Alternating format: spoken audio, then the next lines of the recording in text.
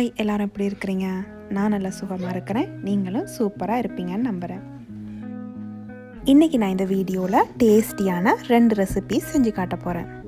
நான் நம்புகிறேன் இந்த வீடியோ உங்களுக்கு இன்ட்ரெஸ்டிங்காகவும் யூஸ்ஃபுல்லாகவும் இருக்குமெண்டு. வீடியோவை ஸ்கிப் பண்ணாமல் முழுமையாக பாருங்கள். இன்றைக்கி நான் பீட்ரூட் பால் கறியும் ஜெர்மனில் இருக்கிற சூப்பன் கோழி என்ற நாட்டுக்கோழி குழம்பும் தான் வைக்க போகிறேன். பீட்ரூட் பால் கறிக்கு பீட்ரூட்டை நல்லா க்ளீன் பண்ணி இது மாதிரி சின்ன சின்ன பீசஸாக வெட்டி கொள்ளுங்க. பீட்ரூட் பால் கறி சின்னாக்களை கொடுக்குறதால புள்ளியும் வெங்காயமும் மட்டும்தான் சேர்த்துருக்கேன். பால் கறி கொஞ்சம் காரமாக இருக்கணும்னு விரும்பினீங்கன்னா பச்சை மிளகாய் கூட சேர்த்துக்கொள்ளலாம். இப்போ பீட்ரூட் பால் கறி எப்படி செய்கிறதுன்னு பார்ப்போம். அடுப்பில் ஒரு பாத்திரத்தை வச்சுட்டு பாத்திரம் காஞ்சதும் எண்ணெய் விட்டுக்கொள்ளுங்க. எண்ணெய் சூடானதும் கடுகு சீரகம் சேர்த்துக்கொள்ளுங்க. கடுகு சீரகம் வடித்ததும் சின்ன ஸ்லைசஸாக வெட்டி இருக்கிற வெங்காயத்தை சேர்த்துக்கொள்ள போகிறேன். வெங்காயம் கொஞ்சமாக வதங்கினதும் உள்ளி சேர்க்க போகிறேன்.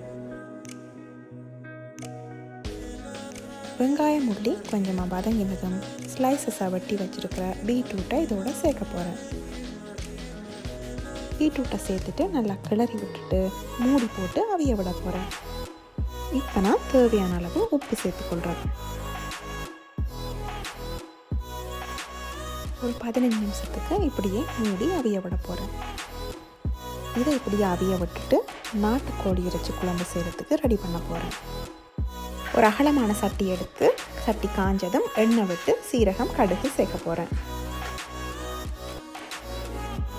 இப்போ நான் சோம்பு சேர்த்துக்கொள்ள போகிறேன்.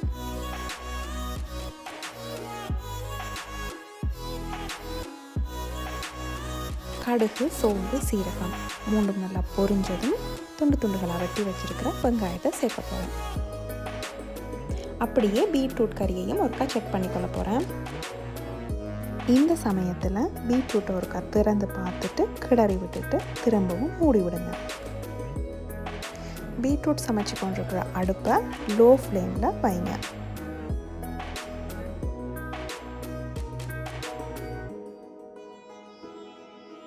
பீட்ரூட்டை திரும்ப ஒரு 5 நிமிஷத்தில் திறந்து மஞ்சள் கொஞ்சம் போட்டு கிளறிட்டு திரும்பவும் மூடி விடுங்க.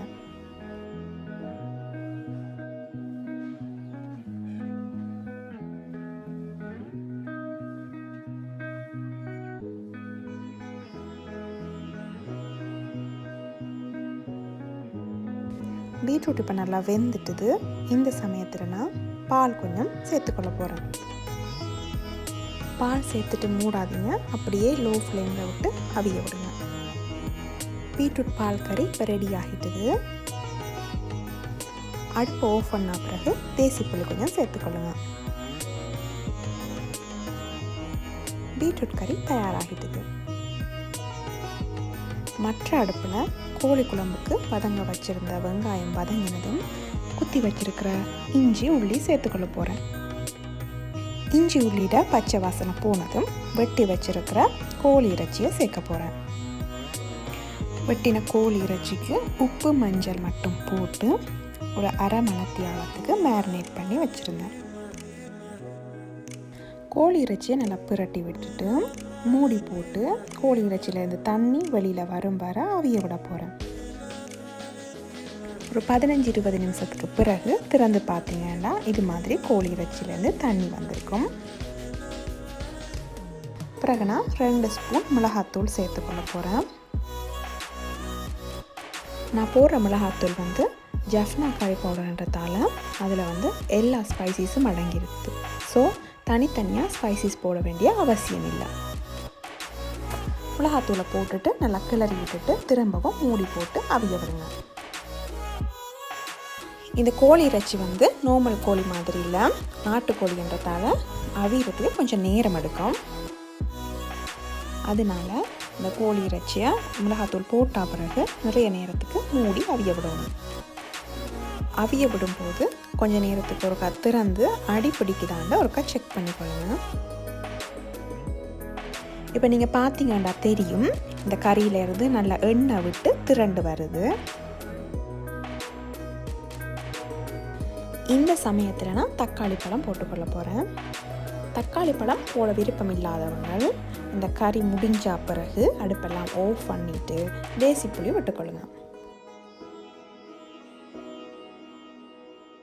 தக்காளி பழத்தை போட்டுட்டு மூடி போட்டு கொஞ்சம் நேரத்துக்கு அவிய விட போகிறேன்.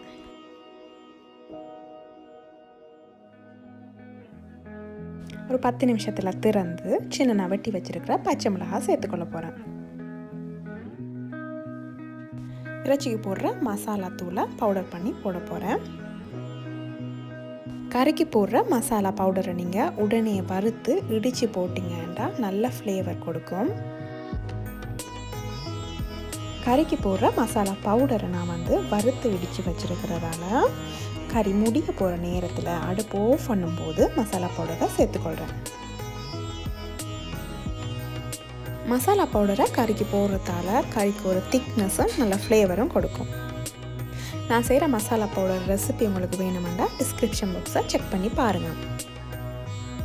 கறி இப்போ ஆல்மோஸ்ட் ரெடி ஆகிட்டுது. வாங்க இப்போ டேஸ்ட் பண்ணி பார்க்கலாம். இன்னையோட மெனுவில் இருந்த 2 ரெசிபீஸும் சூப்பராக இருந்தது. நீங்களும் இந்த ரெசிபியை வீட்டில் செஞ்சு பார்த்துட்டு எப்படி இருந்ததுன்னு கமெண்ட் பாக்ஸில் கமெண்ட் பண்ணுங்கள். இன்னொரு இன்ட்ரெஸ்டிங்கான வீடியோவோட உங்களை சந்திக்கும் வரை விடைபெறுகிறேன். நன்றி, வணக்கம்.